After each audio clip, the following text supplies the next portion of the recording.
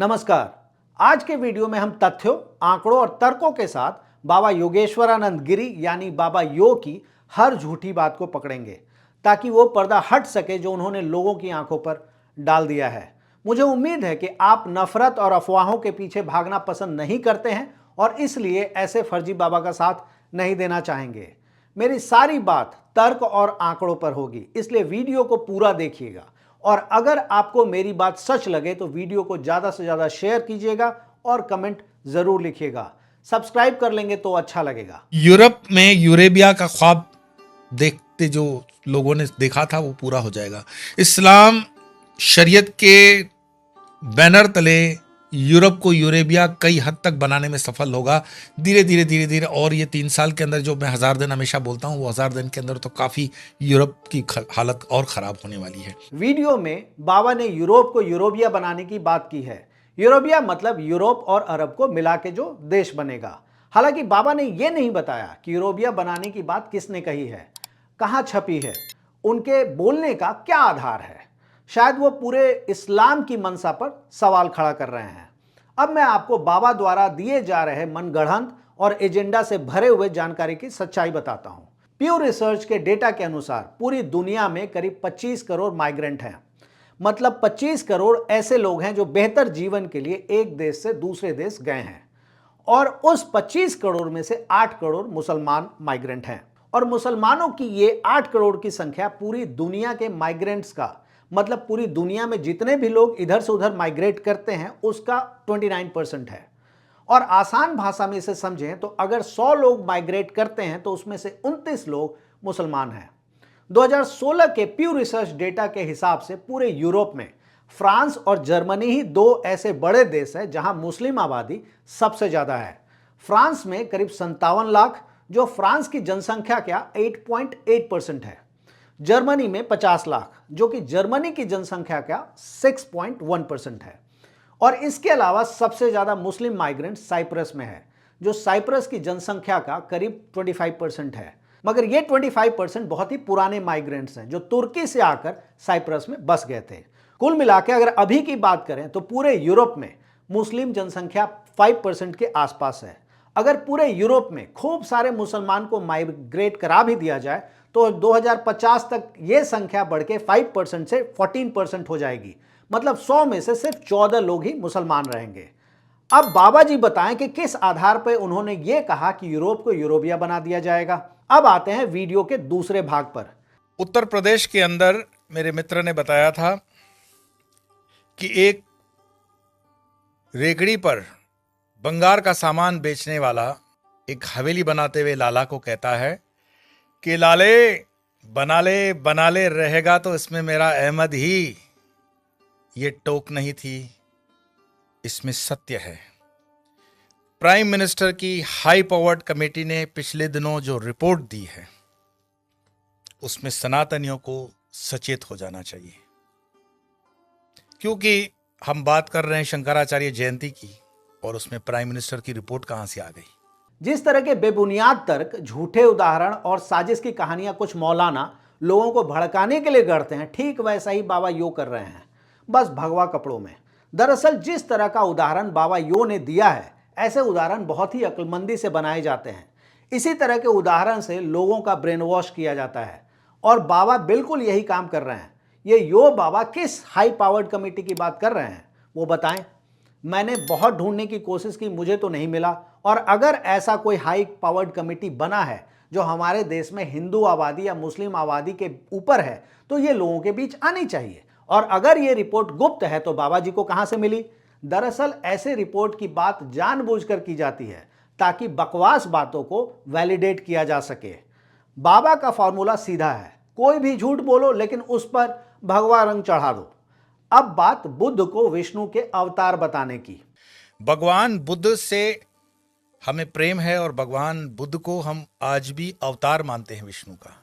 लेकिन बुद्ध धर्म का जो बुद्धिज्म उस समय जो देश में एक इम्बैलेंस कर रहा था, उसको बैलेंस करने के लिए आदि शंकराचार्य जी का अवतार होता है। और आदि शंकराचार्य जी ने सनातन धर्म की पताका फहराई, जो बुद्ध धर्म के अंदर जो विसंगतियां आ गई थी या जिनके कारण इस सनातन धर्म को खतरा था, उसको उन्होंने ठीक किया। शंकर के अवतार माने जाते हैं। बुद्धिज्म एक अलग धर्म है, एक अलग स्वतंत्र विचारधारा है। इसका जन्म ईसा से करीब 500 साल पहले हुआ था। मतलब ये कोई नया धर्म नहीं है।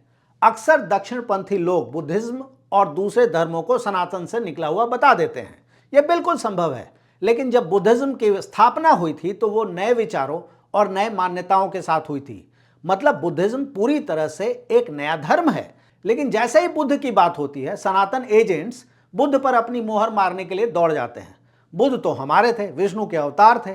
ये एक मनोवैज्ञानिक कमजोरी है जो सनातन धर्म को नहीं है, मगर सनातन के जो एजेंट हर जगह फैले हुए हैं उनको जरूर है। बुद्धिज्म को ना ही बुद्धिस्ट और ना ही सनातन के जानकार सनातन से जोड़ के देखते हैं। बहुत बार पुराणों की आड़ में बुद्ध को अपना बताने की कोशिश की जाती है, क्योंकि एजेंट्स को यह बर्दाश्त नहीं हो रहा है कि किसी और धर्म में भी सनातन जैसी अच्छाई हो सकती है, इसलिए बुद्ध को ही अपना बता दो। अगर स्वामी यो की बात थोड़ी देर के लिए मान ली जाए कि बुद्ध विष्णु के अवतार हैं, तो अवतार की बात तो माननी चाहिए। तो क्या सनातन धर्म के मानने वाले बुद्ध के विचार पर चलेंगे, मूर्ति पूजा और ब्राह्मणवाद से किनारा करेंगे?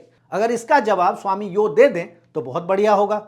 जैसे ही ब्राह्मणवाद को खत्म करने की बात आएगी, ब्राह्मण के नाम पर झूठ फैलाने वाले लोग पूरे ब्रह्मांड की परिभाषा 2 दिन में बदल देंगे। अब बात बाबा यो के दूसरे वाहियात झूठ की।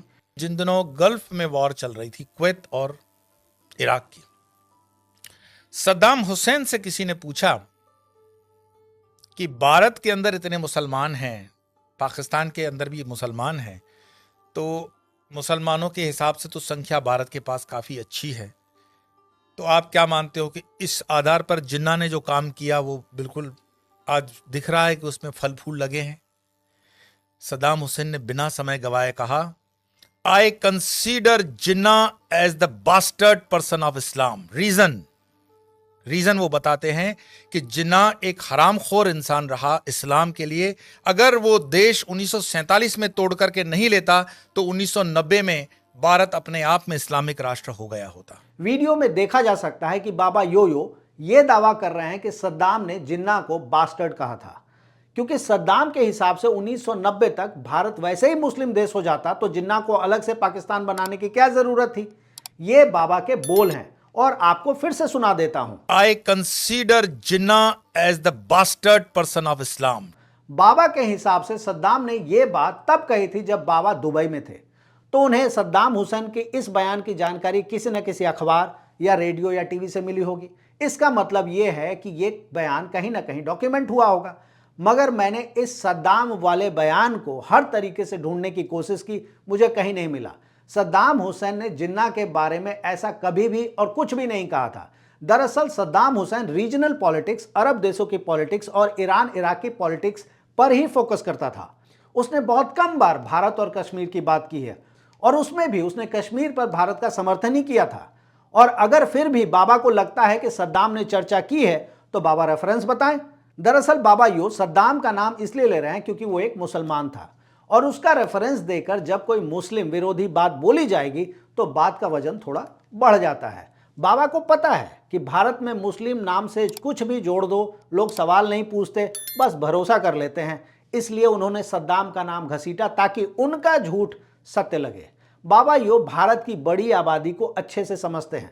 वो जानते हैं कि लोग बाबा की बात को वेरीफाई नहीं करेंगे, इसलिए जो मन में आता है धक्का दिए जाओ, क्या फर्क पड़ता है। और यहाँ हिंदू का लड़का बैठा हुआ है कि एसी वाली ऑफिस में होगी, IAS IPS बनूंगा, मुझे यहाँ की मैनेजर की नौकरी मिलेगी। विप्रो, टाटा जैसी बड़ी बड़ी कंपनियों के अंदर आज भी वैकेंसी हैं। वो कहते हैं कि हमें जरूरत है लेकिन हमारे पास स्किल वाला युवान नहीं है।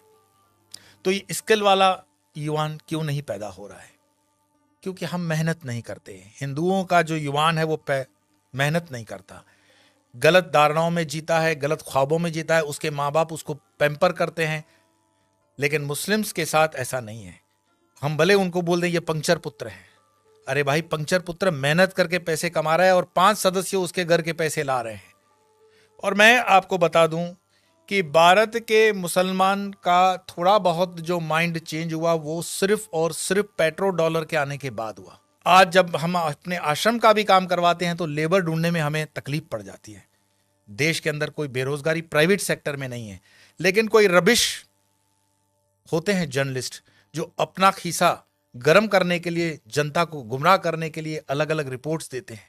देश के अंदर आज भी उतना ही रोजगार है, अगर युवान ठान ले तो बहुत कुछ कर सकता है, लेकिन जो आप जगह खाली करते हो वो दूसरा आता है। बाबा यो के हिसाब से नौकरी पानी के ऊपर तैर रही है, बस छलांग लगाओ और ले लो। मगर हिंदू युवा काम ही नहीं करना चाहता है। सभी हिंदू युवा बाबा को अपना बायोडाटा भेजें और मेरा विश्वास है कि वो सबको नौकरी पर लगा देंगे।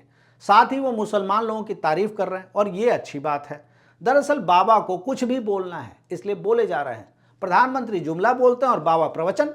पूरे भारत में बेरोजगार घूम रहे हैं, पूरा अखबार बेरोजगारी की खबर से भरा पड़ा है। सरकारी डेटा इस बात की तरफ इशारा कर रहा है कि नौकरी की हालत बुरी है, लेकिन बाबा को नौकरी ही नौकरी दिख रही है।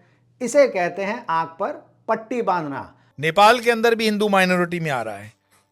वहां म्यांमार में उनकी जो बर्मीज हैं, बुद्धिस्ट जो माने जाएंगे, वो भी माइनॉरिटी में आ रहे हैं। लेकिन हर जगह मुस्लिम बढ़ रहा है। उसका रीजन क्या है? बाबा कहते हैं कि नेपाल में हिंदू माइनॉरिटी में आ रहा है। पता नहीं बाबा के पास कौन सा एरियल लगा हुआ है कि उन्हें अलग से ही डेटा मिलता है। सरकार तो हमें डेटा देती नहीं है। 2025 में नेपाल की जनसंख्या 2,92,00,000 थी, यानी करीब 3 करोड़ मान लीजिए। और इस 3 करोड़ में से सिर्फ 12,92,000 मुसलमान है, यानी करीब 13 लाख मान लीजिए, जो कि नेपाल की जनसंख्या का 4.42% है। मतलब 100 लोगों में से सिर्फ 4.5 लोग ही मुसलमान हैं। म्यांमार की जनसंख्या करीब 5.5 करोड़ है और इसमें से करीब 24 लाख मुसलमान हैं, यानी 4.3%। अब यो बाबा बताएं कि नेपाल में हिंदू और म्यांमार में बुद्धिस्ट कैसे माइनॉरिटी में हो जाएंगे। यो जी इस बात का जवाब दें कि अगर मुस्लिम की आबादी 4 या 5 या 6 या 7% हो जाए तो क्या वो मेजॉरिटी में आ जाएगा? जिस बात को बाबा जी बोल रहे हैं उससे ऐसा लगता है कि मुसलमानों को कोई भी काम नहीं है, एकदम फ्री बैठे हुए हैं। अपने 5 टाइम के नमाज में सिर्फ देश की जनसंख्या बढ़ाने की दुआ करते होंगे। अगर ये सही है तो सभी मुस्लिम देशों की जनसंख्या के बढ़ने का दर बहुत ज़्यादा होना चाहिए।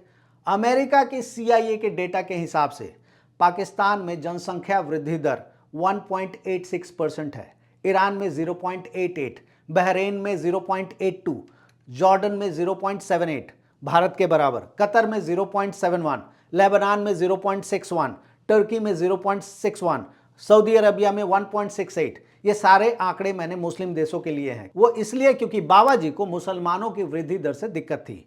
बाबा बताएं कि किस गणित के हिसाब से वो इस झूठ को फैलाने में लगे हुए हैं कि मुसलमान ज़्यादा बच्चे पैदा करता है।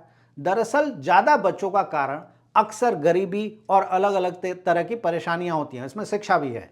ज़्यादा बच्चों का धर्म से कोई लेना देना नहीं है। आज भी बिहार, यूपी, MP में जो गरीब लोग हैं, चाहे वो किसी भी धर्म के हों, उनके यहाँ ज़्यादा बच्चे हैं।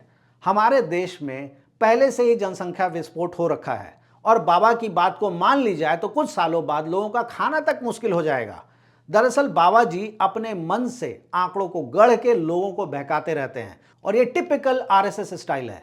बिल्कुल ऐसे ही जोश भरने वाला आंकड़ा RSS अपनी शाखा में स्वयंसेवकों के दिमाग में भरता है। इस वीडियो में बाबा यो ने जितनी बातें बोली हैं उनकी करीब सारी बातों को पॉइंट टू पॉइंट आंकड़ों के साथ काटा जा सकता है, मगर मेरा उद्देश्य वीडियो को लंबा खींचना नहीं है। मैं सिर्फ ये चाहता हूं कि लोग किसी भी बात को जांचें और तब विश्वास करें। पॉडकास्ट में बुलाए गए लोगों पर आंख मूंद कर विश्वास ना करें, क्योंकि जिसके पॉडकास्ट में बाबा आते हैं वो वैसे भी किसी से अच्छे सवाल पूछने के लिए नहीं जाना जाता है। जब धर्म धंधा बन जाए और भगवा नफरत की ढाल बन जाए तब जरूरत है ऐसे झूठों को उजागर करना। बाबा योगेश्वरानंद जैसे लोग ना तो संत हैं ना शिक्षक, ये बस नफरत के एजेंट हैं जो समाज को तोड़ने का काम कर रहे हैं। इस वीडियो में मेहनत की थी राहुल सेठी, गुरिंदर कुमार और हितेश सिंह ने। धन्यवाद।